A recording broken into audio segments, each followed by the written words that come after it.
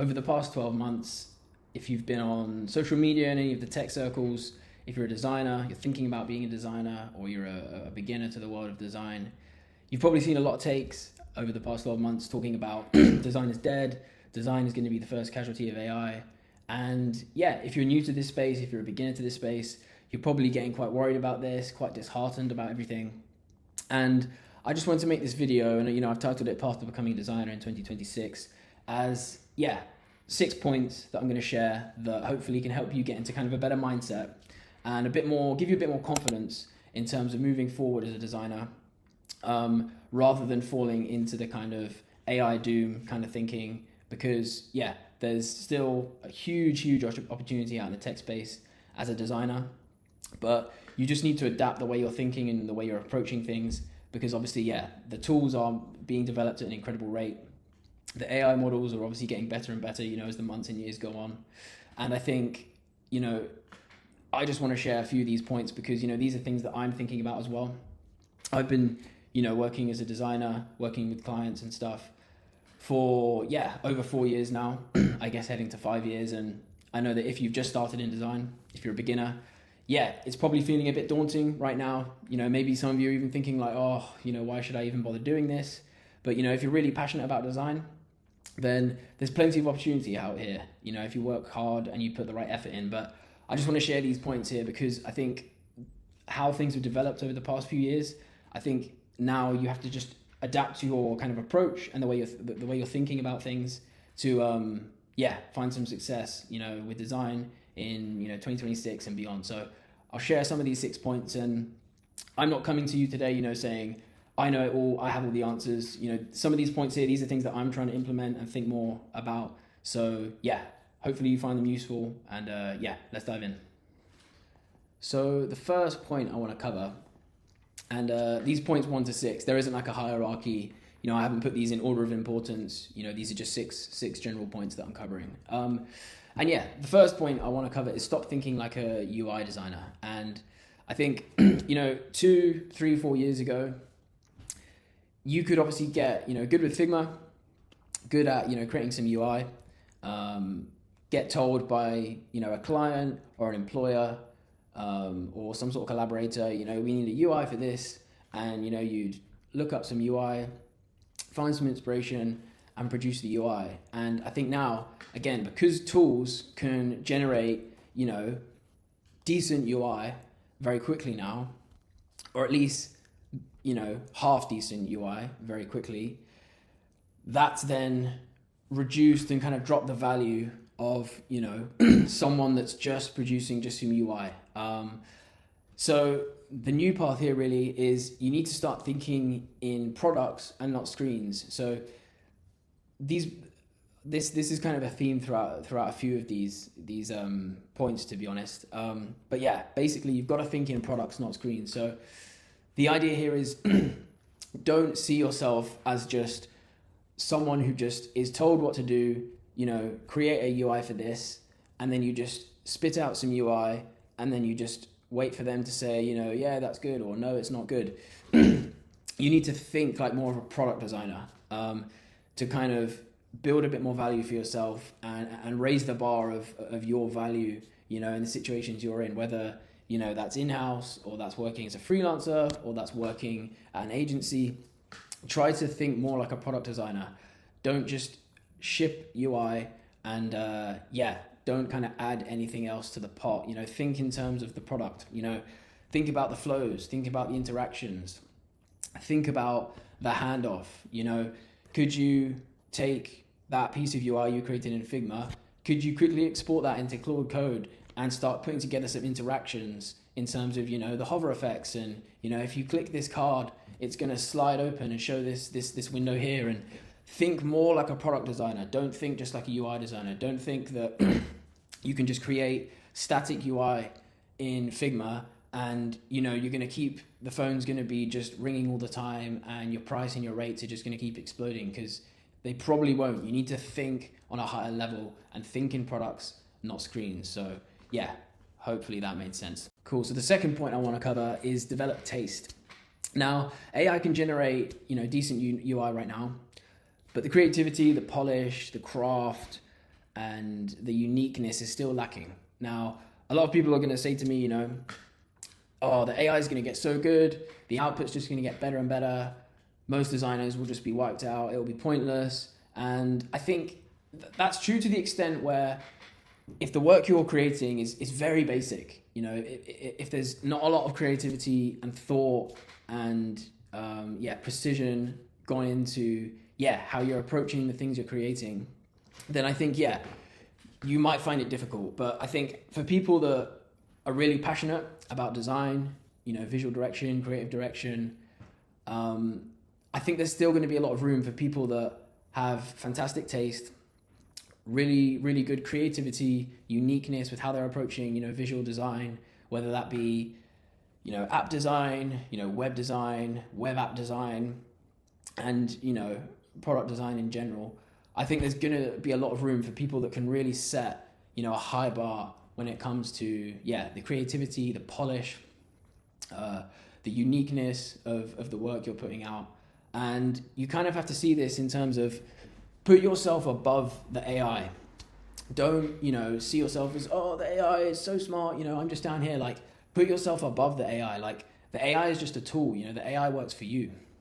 You don't work for it. So see yourself as the creative director. The AI is fantastic at creating some ideas and getting things going, but you need to be the one that will take that and take it to the next level.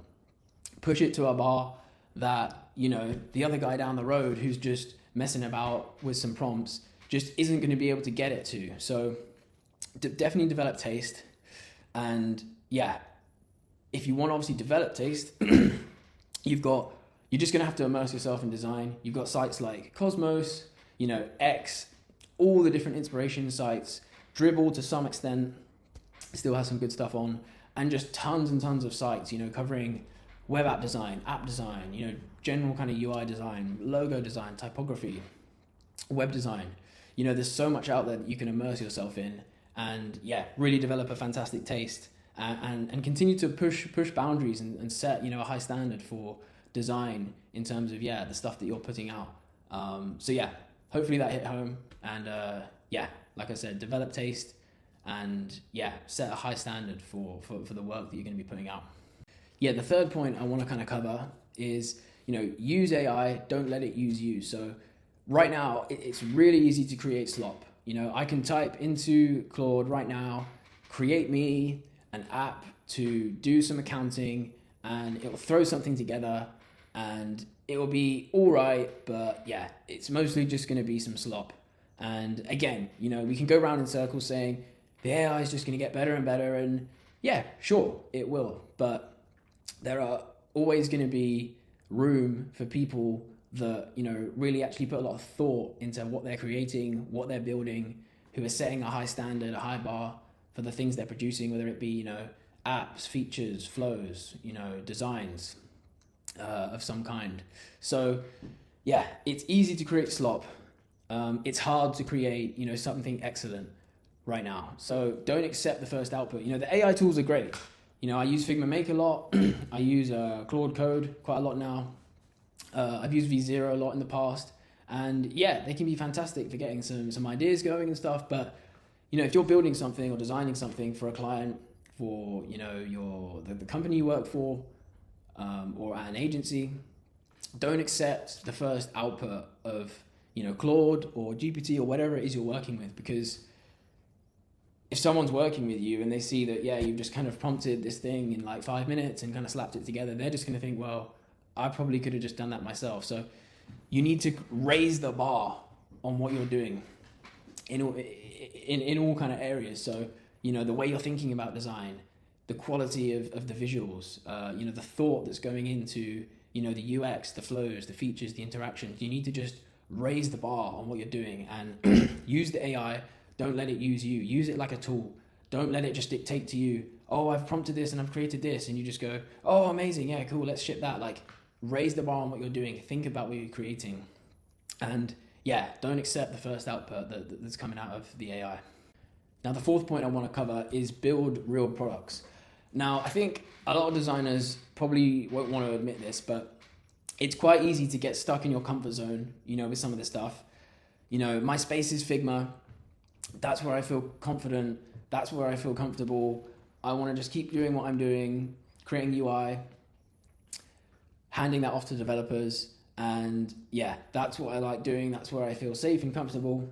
Well, unfortunately, the game is moving too quick. So you need to, again, raise the bar on what you're doing and start pushing yourself out of your comfort zone and see it as a positive thing. The tools that we've got at our disposal is incredible now. Years ago, the only people who could really build stuff were developers. Everyone else was stuck. There's been plenty of people, that have had amazing ideas and they just have not been able to kind of get it going, or they've needed to find a load of money to pay a developer to get it going. And that can have just so many difficulties that are associated with that. So see this kind of AI boom as a positive thing, don't doom, and start building your own real products. You don't need to worry about, making money from them and I need to launch it and do all of this. Like, just build stuff for fun, because you'll learn so much from this. Think more, about flows, not screens. Think more about users, not mock-ups. Put yourself in the mindset of a builder, not just someone in Figma handing off some UI. So, experiment with V0, experiment with Claude Code. Take something from Claude Code or from V0 and actually deploy it on Vercel. You can do these things for free. You don't have to pay a lot of money for this stuff. If you're serious about your career, what is $20 a month or whatever it is to do some of these things, learn some of this stuff and expand your mind and get out of your comfort zone. And, if you're someone that then has, can ship great UI, you have great taste and creativity, and then you also have an understanding of deploying to Vercel and checking the logs for an error and being able to prompt Claude Code well to get great outputs and stuff, then you're going to be in a really strong position. If you're trying to land opportunities, whether that be in-house, whether that be in an agency, or you're trying to build up some freelance business, this is only going to help you. So yeah, build real products. The fifth point I want to cover is start a personal brand early. Now, the best time to start a personal brand was yesterday, because for me, this is non-negotiable now. If you're trying to build in tech, if you're trying to get ahead in tech, if you're trying to build any kind of business really, for me, a personal brand is non-negotiable now. Like, you need to be getting seen. You need to be putting yourself out there. Like, this is a non-negotiable thing you need to be doing. So pick, your platform. You don't necessarily have to do video content. You can build on X. You can write a lot of your ideas. It's the same on LinkedIn. You don't have to do video if you're not confident doing that. You can write posts on LinkedIn. You can write posts on X. You can post images on these platforms. You can build on Instagram. And what I would say is, pick one platform to start with that feels good for you and suits your personality, suits your goals. You can figure that out and post on there every single day. Get a good photo, a good headshot done of yourself, professional, not like something, you've taken on your phone in your bathroom, something professional that looks good. Craft a well thought out bio, have a link in your bio to your work, to the things you're building, to whether that be links to projects you're building, links to a personal portfolio page is pretty much a given. You need that. And again, put effort into all of this. With these tools now, you don't need to just buy some janky looking template and throw it together. You can prompt Claude to build something, fantastic with enough thinking and enough effort. So start your personal brand. When it comes to the content, share your thinking, share your ideas, share the things you're working on, and share your story as well. People buy into people. People like hearing about people's lives. They don't want to just hear endless things about, I'm building this AI thing and I'm going to be a millionaire and all this. Like, people want to hear some real stuff as well. Share your story, share your life, and people will be able to connect with you, and opportunities can come your way. You can get job offers like this, you can get clients like this, collaborations, partnerships. Start a personal brand right now. This is a non-negotiable. This is something you have to do if you want to get ahead. So yeah, I'm sure I've made that clear. The sixth and final point I want to cover is learn product thinking. Now, this is kind of similar to some of the points I've made previously in this video, but essentially I'm just trying to hit home. try to think more like a builder, more like a product thinker, a product designer, a product builder, not just a designer that's just handing off UI and then just detaching from the rest of the product lifecycle. Build some ideas, experiment with some of these tools, really get stuck in and start thinking about how you can be more valuable in terms of, having a building mindset, having a real product mindset, learning how to prioritize features, make trade-offs, helping people make decisions, helping a client or, the people that you're working with in-house make decisions on features and other things, putting the users first. Now, I pulled out a little tweet which I thought was quite really good, which I just saw recently, and this guy Carrie is the co-founder and CEO of Linear, which is a really design-first company. The design of their platform is fantastic, really, really clean, and they're always a great product to look at for inspiration and ideas and stuff. And he's saying here, obviously, the obvious path for designers in the AI age is to move closer to code, and that obviously makes sense. We have to move closer to it now, in terms of not creating these static mock-ups that then hardly get recreated properly in code. We need to be closer to the design engineering now. But something interesting here that he's saying is the more valuable path may be upstream, closer to the customer, closer to the business and the problem. Because and he's right, if everyone can prompt an agent to code, well, how valuable is that really? That's not hugely valuable. That skill needs to be combined with other things. So the idea then around that is, well, if you have fantastic taste and fantastic eye for design, and then you can prompt agents to code very well and build things, well, cool, that's pretty good. You're going to be valuable asset to a design team, an agency, some sort of client partnership. And I mean, what he's saying here is, if you can start thinking like more of a product builder and thinking on a higher level, thinking about the customer, the business, really thinking about it on a higher level than just, I'm a designer, I'm just going to hand off some mock-ups, then you can really become a really, really valuable asset to the people you're working with. So I think I've said enough on all these topics. Hopefully you found some useful information there. Plenty more videos to come, and thanks for watching.